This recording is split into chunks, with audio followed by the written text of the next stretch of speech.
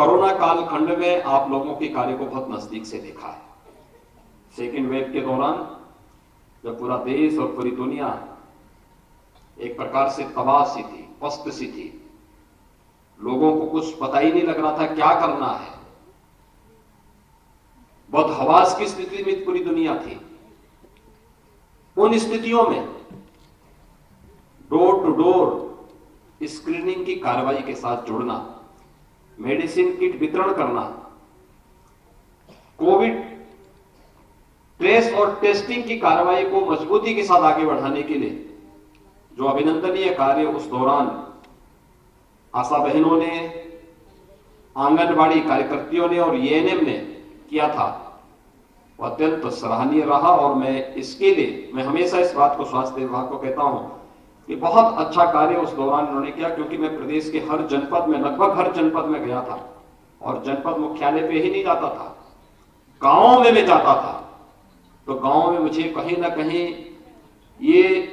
तीनों किसी न किसी रूप में वहां देखने को मिलती थी। कोई वहां पर स्क्रीनिंग की कार्यवाही के साथ जुड़ा है, कोई वहां पर टीकाकरण के साथ जुड़ा है, कोई वहां पर टेस्ट और ट्रेसिंग की कार्रवाई को आगे बढ़ा रहा है, कोई मेडिसिन किट वितरण की कार्रवाई को कर रहा है। वो बहुत अच्छा कार्य उस दौरान चला था और जिसका परिणाम रहा कि जिस उत्तर प्रदेश के बारे में लोग इस बात के लिए चिंतित होते थे कि उत्तर प्रदेश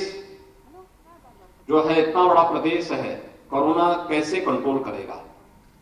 मुझे लगता है कि उस कोरोना प्रबंधन के लिए हेल्थ वर्कर्स की भूमिका में, एक कोरोना वॉरियर के रूप में आपकी बहुत बड़ी भूमिका थी और आपकी सक्रिय भागीदारी के कारण कोरोना प्रबंधन को बेहतरीन तरीके से देश और दुनिया के सामने उत्तर प्रदेश ने प्रस्तुत किया और उत्तर प्रदेश के कोरोना प्रबंधन को न केवल राष्ट्रीय स्तर पर बल्कि अंतर्राष्ट्रीय स्तर पर भी सराहना मिली। मैं इसके लिए आप सबका हृदय से धन्यवाद देता हूं और आप सबको बधाई भी देता हूं। प्रदेश में वर्तमान में हमारे पास ग्रामीण क्षेत्र में 1,56,000 से अधिक आशा बहनें हैं, शहरी क्षेत्र में 7,000 से अधिक आशा बहनें हैं और 7,000 से अधिक आशा संगिनी भी प्रदेश के अंदर कार्यरत हैं। बुनियादी कार्य करती है प्रदेश के अंदर और मुझे लगता है कि जिन कार्यक्रमों के साथ आप जुड़े हुए हैं वे कार्यक्रम बहुत महत्वपूर्ण है। बच्चों के टीकाकरण से लेकर के स्वास्थ्य संबंधी हर एक अभियान के साथ जुड़ने की कार्रवाई जिस मजबूती के साथ आप करते हैं, टीकाकरण का जो बृहद कार्यक्रम प्रदेश के अंदर चल रहा है, उत्तर प्रदेश 20 करोड़ लोगों को कोरोना का vaccine 20 crore dose vaccine corona का उपलब्ध करा चुका है। ये जो 20 करोड़ कोरोना डोजेस उत्तर प्रदेश के अंदर लगी है, इसमें भी आपकी बहुत बड़ी भूमिका है और इसने कोरोना को कंट्रोल करने में भी एक बहुत बड़ी भूमिका का निर्वहन किया है। प्रदेश के अंदर ग्रामीण क्षेत्र में चलने वाली तमाम अन्य कार्यक्रम, उत्तर प्रदेश इस बात के लिए बदनाम रहता था कि उत्तर प्रदेश के अंदर खासतौर पर इसकी हमेशा चर्चा होती थी कि उत्तर प्रदेश कैसे यहां पर मातृ मृत्यु दर, शिशु मृत्यु दर या फिर जो तमाम अन्य बीमारियां थी वह नेशनल एवरेज से ज्यादा पैमाने पे यहां पे मौतें होती थी और हमेशा लोग इसके बारे में हमें कटघरा में खड़ा करते थे, उत्तर प्रदेश को कटघरे में खड़ा करते थे कि आखिर ये सरकार ठीक ढंग से इसका प्रबंधन नहीं कर रही है। लेकिन अभी हाल ही में जो भारत सरकार की स्टेट हेल्थ इंडेक्स जो 19-20 की रिपोर्ट आई है और मुझे बताते हुए प्रसन्नता है कि स्टेट हेल्थ इंडेक्स राउंड 4 में जो वार्षिक रिपोर्ट आई है, देश के 19 बड़े राज्यों में उत्तर प्रदेश ने इंक्रीमेंटल रैंकिंग में उत्तर प्रदेश को पहला स्थान प्राप्त हुआ है। यानी ये एक उत्तर प्रदेश के आंकड़े चौंकाने वाले आंकड़े हैं कि हेल्थ आउटकम डोमेन के कुल जो 12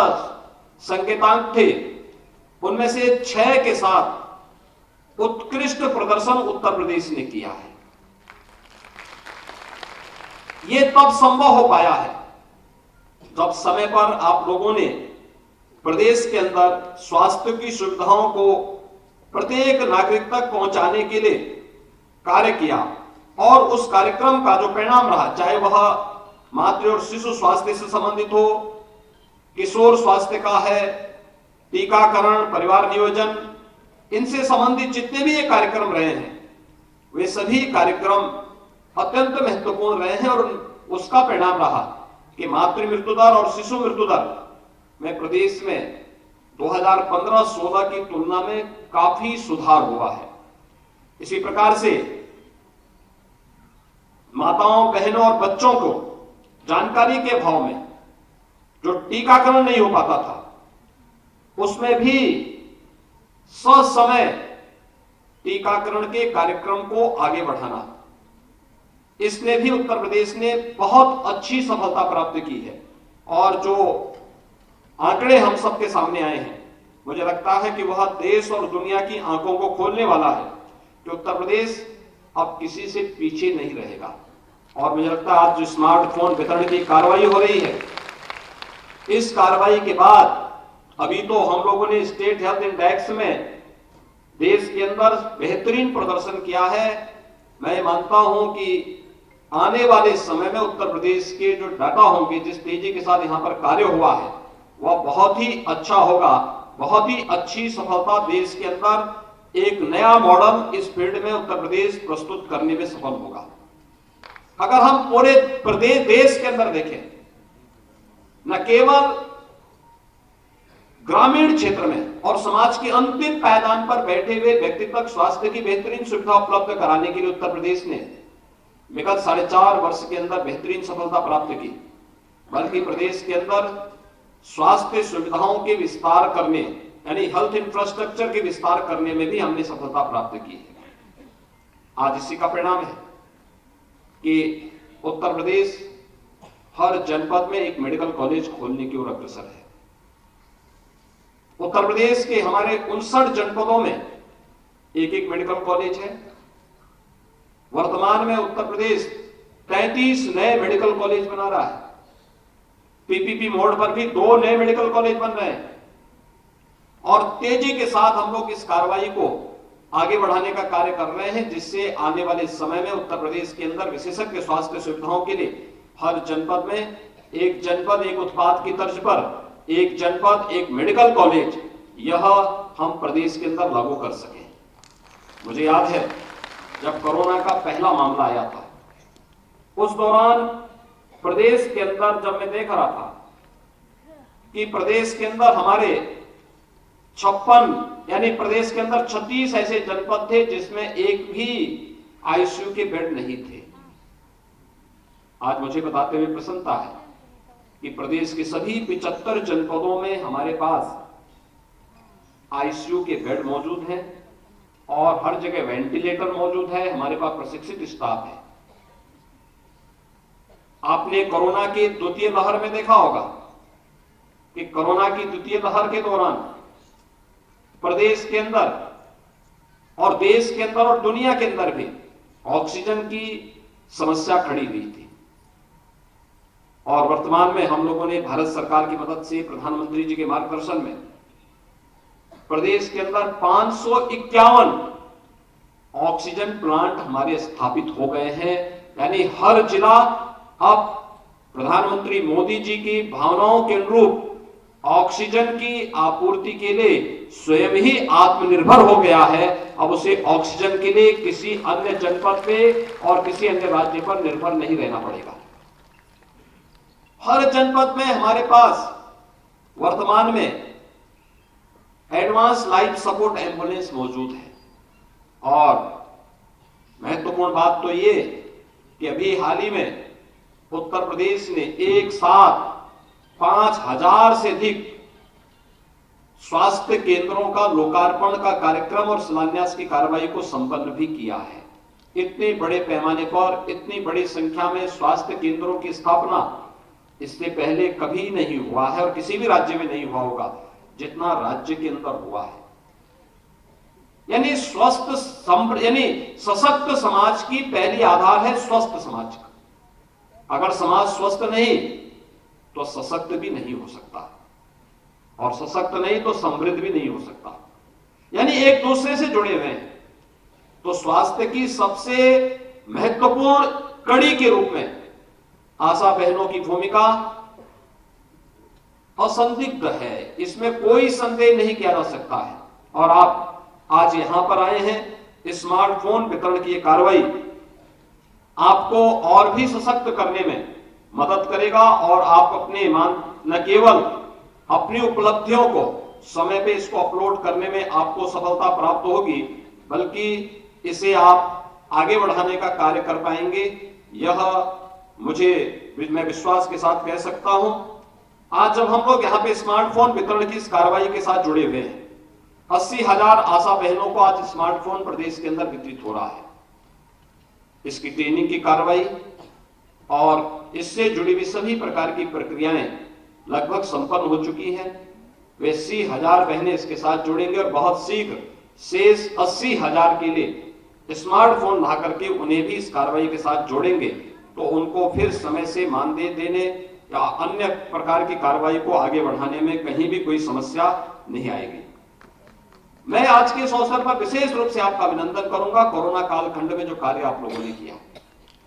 कोरोना कालखंड में सचमुच मैं देख रहा था, सेकेंड वेव के दौरान बड़े बड़े लोग भयभीत थे, लेकिन मैं जिस गांव में जाता था, मैं उस गांव में देखता था कि मुझे कोई ना कोई आशा बहन, कोई ना कोई आंगनबाड़ी, कोई ना कोई एएनएम वहां मुझे अवश्य दिखती थी।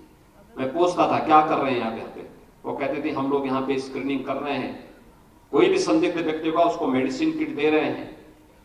उसकी 24 घंटे के अंदर हम जांच करेंगे, टेस्ट करवाएंगे, और फिर उसके लक्षण के अनुरूप अगर उसमें कोई लक्षण है